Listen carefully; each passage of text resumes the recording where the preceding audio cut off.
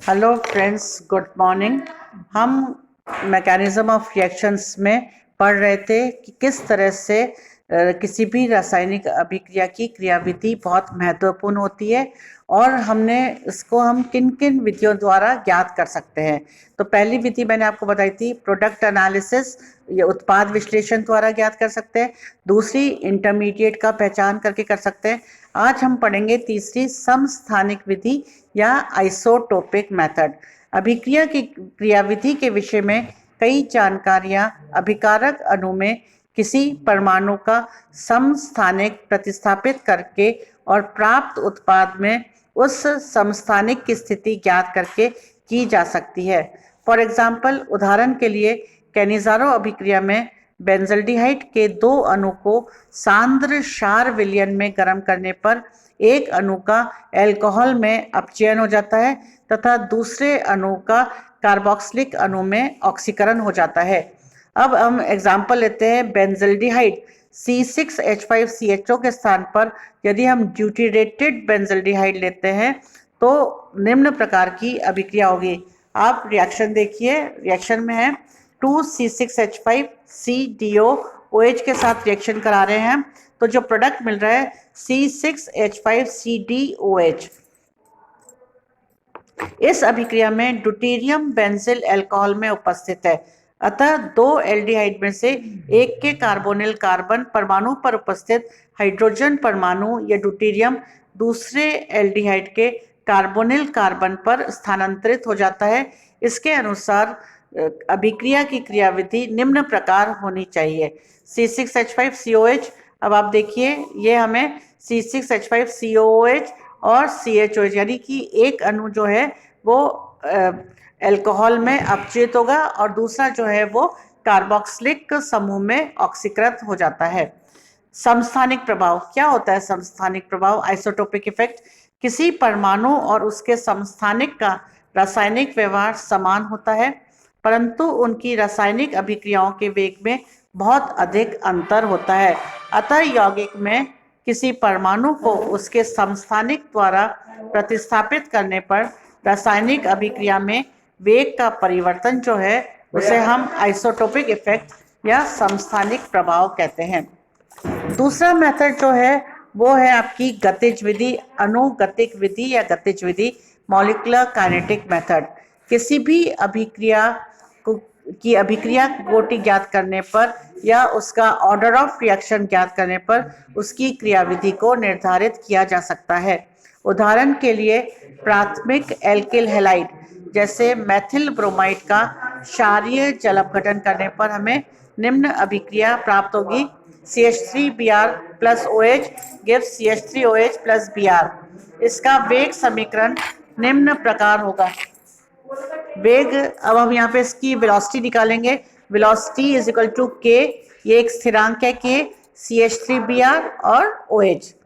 अर्थात इस अभिक्रिया की कोटि 2 है तथा अभिक्रिया का वेग CH3Br एवं OH दोनों की सांद्रता पर निर्भर करता है। अतः अभिक्रिया में CBr बंध का टूटना एवं COH बंध का बनना साथ साथ होता है। इस प्रकार यह SN2 अभिक्रिया होगी तथा इसकी क्रियाविधि जो है वो हम SN2 के हिसाब से दे सकते हैं। अभिकारक अणु आपके OH और CH3Br हो गए। रिएक्शन देखिए आप, स्लो स्टेप है। स्लो स्टेप का मतलब रेट डिटर्मिनिंग स्टेप है। पहले हमें संक्रमण अवस्था ट्रांजिशन स्टेट मिलेगी जिसमें CH3 के साथ OH और Br दोनों जुड़ा है। फिर फास्ट स्टेप में ब्रोमाइड जो है वो निकल जाएगा और आपको अल्कोहल जो है उत्पाद के रूप में प्राप्त होता है। इसी प्रकार हम टर्शियरी ब्यूटाइल हैलाइड के जल अपघटन का वेग समीकरण देखें तो वो है वेलोसिटी वेग is equal to K Me3CBr। Me3 जो है मैथिल समूह को रिप्रेजेंट करता है। इस अभिक्रिया के वेग निर्धारित पद में OH का कोई योगदान नहीं है, अतः ये प्रथम कोटि की अभिक्रिया है या हम इसको SN1 मैकेनिज्म से करेंगे। Me3CBr पहले कार्बोकेटाइन बनता है। ये Me3C प्लस कार्बोकेटाइन नाभिक स्नेही OH के साथ फास्ट स्टेप में रिएक्शन करके आपको अल्कोहल जो है प्रोडक्ट के रूप में देता है। एक और विधि है जिसके द्वारा हम किसी भी अभिक्रिया का मैकेनिज्म निकाल सकते हैं, स्टीरियो केमिकल स्टडीज या त्रिविम रासायनिक अध्ययन। कई अभिक्रियाओं की क्रियाविधि की पुष्टि करके उसके त्रिविम रासायनिक अध्ययन से होती है। नाभिक स्नेही प्रतिस्थापन अभिक्रियाओं की क्रियाविधि त्रिविम रासायनिक अध्ययन द्वारा ज्ञात करी जा सकती है। उदाहरण के लिए मैथिल हैलाइडों का जल अपघटन एक पद में संपन्न होता है, यानी कि सिंगल स्टेप में होता है। मैथिल हैलाइड के 2 हाइड्रोजन परमाणु को यदि छोटे आकार के परमाणुओं द्वारा रिप्लेस करके या प्रतिस्थापित करके उसको हम एसिमेट्रिक बना दें, एसिमेट्रिक से क्या मतलब है, असममित बनाएं, और इसके पश्चात जल अपघटन करने पर वाल्डन इन्वर्जन, वाल्डन प्रतिपन्न हो जाता है। और हम जानते हैं कि नाभिक स्नेही प्रतिस्थापन में SN2 मैकेनिज्म के द्वारा हमें वाल्डन इन्वर्टेड प्रोडक्ट मिलता है तथा इसे हम विपरीत विन्यास वाला उत्पाद कहते हैं। अतः क्रियाविधि जो है SN2 प्रकार की होगी। आप देखिए OH CBr के साथ 3 वो जुड़े हुए हैं वैलेंसी के साथ HDF, और बीच में स्लो स्टेप के द्वारा एक ट्रांजिशन स्टेप आता है, ट्रांजिशन स्टेट है, जो कि तीव्र गति से ब्रोमाइड का निष्कासित करके आपको विपरीत विन्यास वाला उत्पाद देते हैं। इसके विपरीत यदि हम तृतीयक ब्यूटेट हैलाइड का जल अपघटन करेंगे तो ये 2 पदों में संपन्न होता है तथा ये असममित प्रकृति का कर लिया जाए तो रेसिमाइजेशन हो जाता है या हमें रेसिमिक मिश्रण प्राप्त होता है। अर्थात यह अभिक्रिया जो है वो SN1 मैकेनिज्म द्वारा संपन्न होनी चाहिए। अब आप देखिए हमारा CBr के साथ CH3 CH2D CH3 जुड़ा है। स्लो स्टेप में पहले कार्बोकेटाइन बन रहा है। ये कार्बोकेटाइन जो है OH नाभिक स्नेही के साथ करके रेसिमिक मिश्रण देता है D और L।